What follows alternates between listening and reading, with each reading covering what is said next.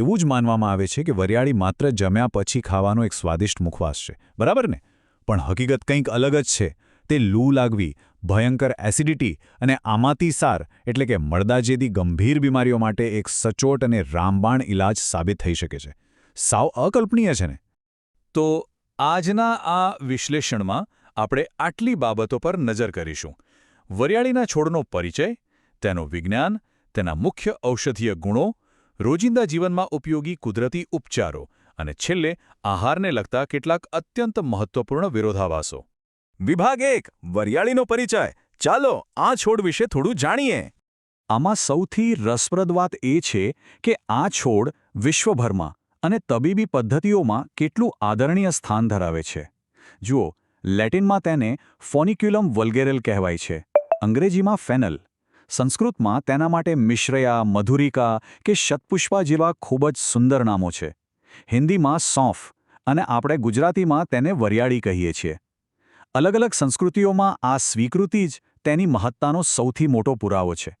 હવે તેના દેખાવની વાત કરીએ તો વરિયાળીનો છોડ સામાન્ય રીતે 5 થી 6 ફૂટ જેટલો ઊંચો થાય છે. તે સુવાના છોડ જેવો દેખાય છે અને તેના પાન બારીક કોથમીર જેવા હોય છે. અને હા, આખો છોડ ખૂબ જ સુગંધીદાર હોય છે. તેના પર છત્રીના આકારમાં ફૂલો એટલે કે તોરા આવે છે. આખા ભારતમાં તેનું વાવેતર થાય છે, પણ ગુજરાતમાં તેનો પાક પુષ્કળ પ્રમાણમાં લેવાય છે. અને મજાની વાત એ છે કે તેને સામાન્ય ઘરાંગણાના બગીચામાં પણ બહુ જ સરળતાથી ઉગાડી શકાય છે. વિભાગ 2 વરિયાળીનું વિજ્ઞાન. ચાલો આના વૈજ્ઞાનિક પાસાઓને સમજીએ. તો પરંપરાગત વાતો પાછળનું વિજ્ઞાન શું છે? આ માહિતી ખરેખર આંખ ઉગાડનારી છે. વરિયાળીના બીજમાં 50થી 60% જેટલું એનિથોલ નામનું તત્વ હોય છે. સાથે જ 9થી 13% જેટલું ફિક્સ્ડ ઓઇલ અને આશરે 1% જેટલું વોલેટાઇલ ઓઇલ જોવા મળે છે. બાકીનો ભાગ અન્ય વનસ્પતિજન્ય પદાર્થો છે. આ એનિથોલનું આટલું મોટું પ્રમાણ જ તેની અદ્ભુત ઔષધીય શક્તિનું મુખ્ય વૈજ્ઞાનિક કારણ છે. વિભાગ 3 મુખ્ય ઔષધીય ગુણો. હવે આપણે તેના પાયાના આયુર્વેદિક સિદ્ધાંતો જોઈએ. અહીં એક બહુ જ અનોખો વિરોધાભાસ જોવા મળે છે. સામાન્ય રીતે આયુર્વેદમાં એવો નિયમ છે કે જે વસ્તુ ઠંડી હોય તે પાચનતંત્રને ધીમું પાડે છે. પણ વરિયાળીનો કિસ્સો સાવ અલગ છે. તે ઠંડી છે, પિત્તનાશક છે, છતાં જઠરાગ્નિને પ્રદીપ્ત કરે છે.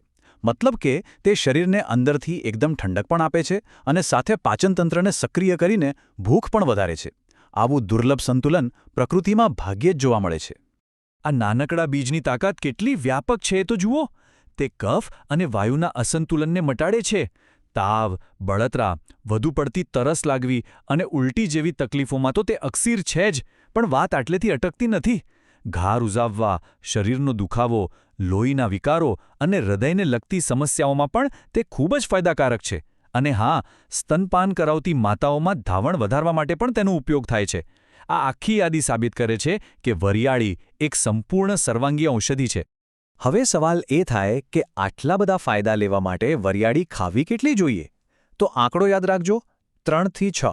જી હા, મૂળ ઔષધીય ગ્રંથ સ્પષ્ટપણે જણાવે છે કે માત્ર 3 થી 6 ગ્રામ વરિયાળી લેવી જ સૌથી સલામત અને અસરકારક છે.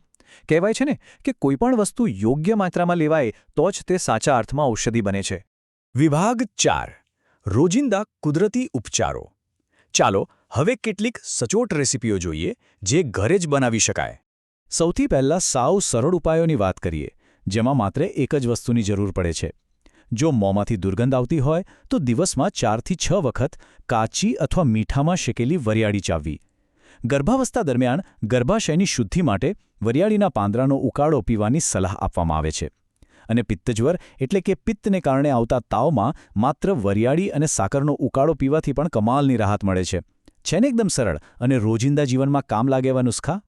હવે થોડી વધુ અસરકારક રેસીપી જોઈએ. ખાસ કરીને ઉનાળામાં જ્યારે ભયંકર લૂ લાગી હોય ત્યારે આ ઉપાય શ્રેષ્ઠ છે.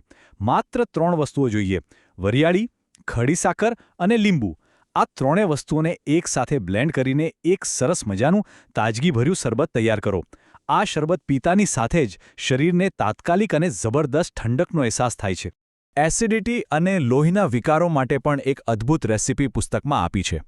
તેમાં વરિયાળીની સાથે ગુલાબની પાંદડીઓ અને જેઠીમધ લેવાના છે. આ ત્રણેય વસ્તુઓને સરખા ભાગે લઈને તેનો એકદમ બારીક ચૂર્ણ બનાવવાનું છે. રોજ સવાર સાંજ આ ચૂર્ણનું સેવન કરવાથી ભયંકર બળતરા અને એસિડિટીમાંથી જડમૂળથી છુટકારો મળી શકે છે. વરિયાળી સાથે ગુલાબ જેવી બીજી ઠંડી વસ્તુઓ ભળવાથી તેનું પરિણામ અનેક ગણું વધી જાય છે. અમુક આંતરિક અને જિદ્દી બીમારીઓ સામે લડવા માટે ખાસ મિશ્રણની જરૂર પડતી હોય છે, જેમ કે અમાતિસાર એટલે કે મરડાની તકલીફમાં વરિયાળી અને સૂંઠનો ઉકાળો બનાવીને પીવો જોઈએ, જે આંતરડાને તરત જ શાંત પાડે છે. અને જો લાંબા સમયની ઉધરસ કે કફની સમસ્યા હોય તો વરિયાળી અને જેઠીમધનું ચૂર્ણ સરખા ભાગે લેવાથી શ્વસનતંત્રને મોટી રાહત મળે છે. આના પરથી સમજાય છે કે યોગ્ય વસ્તુઓ સાથે જોડવામાં આવે તો વરિયાળી કેટલા અલગ અલગ પ્રકારના ચમત્કારો કરી શકે છે.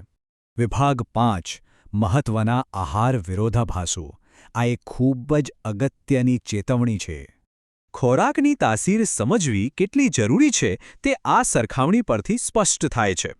એક તરફ છે વરિયાળી, જે અત્યંત ઠંડી છે, ઉનાળા માટે બેસ્ટ છે અને પિત્તને શાંત કરે છે. જ્યારે બીજી તરફ છે બાજરી. બાજરી અત્યંત ગરમ પ્રકૃતિ ધરાવે છે. તે શિયાળા કે ચોમાસામાં ઉત્તમ છે, પણ ઉનાળામાં અથવા પિત્ત પ્રકૃતિવાળા લોકો માટે તે ઝેર સમાન બની શકે છે. આ તફાવત જાણવો સ્વાસ્થ્ય માટે સૌથી મોટી ચાવી છે.